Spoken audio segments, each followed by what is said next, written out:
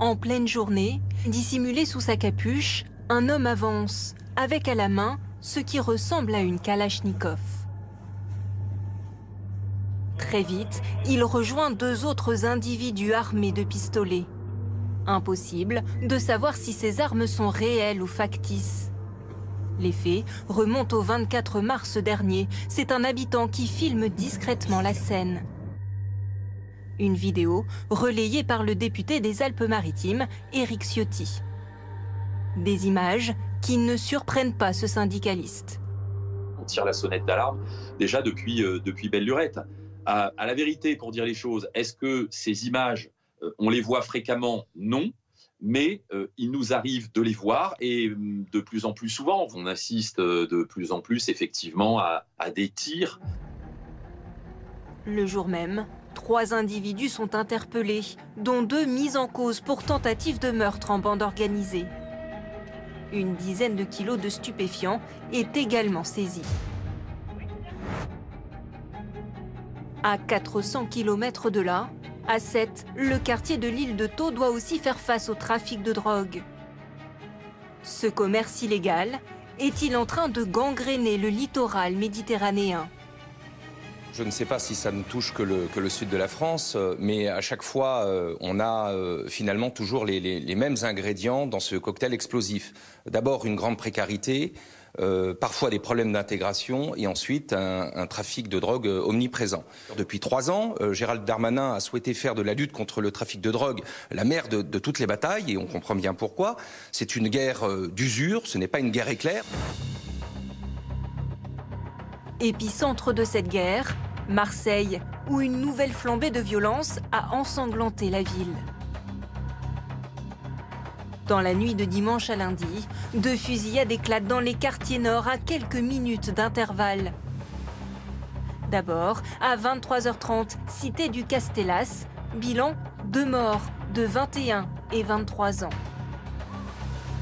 Vers minuit 30, un nouvel échange de tirs, cette fois en plein cœur de la cité phocéenne, à proximité du Vieux-Port. Nous avons donc un jeune qui est décédé sur place, un jeune qui était âgé de 16 ans. Nous avons 2 autres victimes, l'une qui est âgée de 15 ans, qui est en pronostic vital très engagé à cette heure, donc état vraiment très grave, et un autre jeune qui est âgé de 14 ans, qui a été moins grièvement blessé. Ce lundi après-midi, des familles de victimes endeuillées par ces règlements de compte à répétition se sont rassemblées. Des habitants qui oscillent entre émotion et colère. On veut plus, on veut plus, on veut plus. Stop! Je suis choquée de plus en plus. Je sors, je vais avec mes enfants, je vais faire les courses, j'ai toujours peur. Dès qu'on entend un petit pet, oh, on est là, on a peur, madame.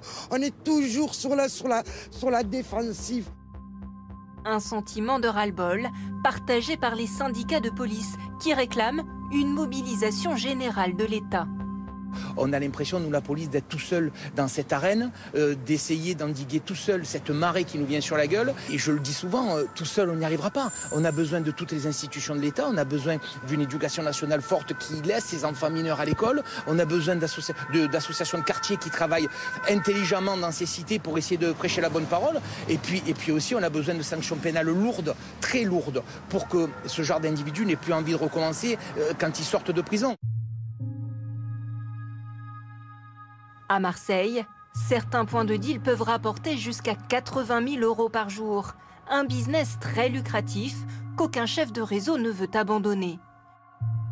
Résultat, une lutte sanglante entre trafiquants qui ne se limite plus au quartier nord.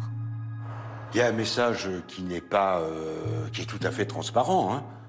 Je peux donner la mort quand je veux, où je veux, en plein jour, avec la présence de gamins, avec la présence de familles. Ça signe manifestement une prise de risque qui signifie à chacun qu'il n'y a pas de limite. C'est très révélateur, si vous voulez, d'un cap qui est franchi dans cette escalade de la violence.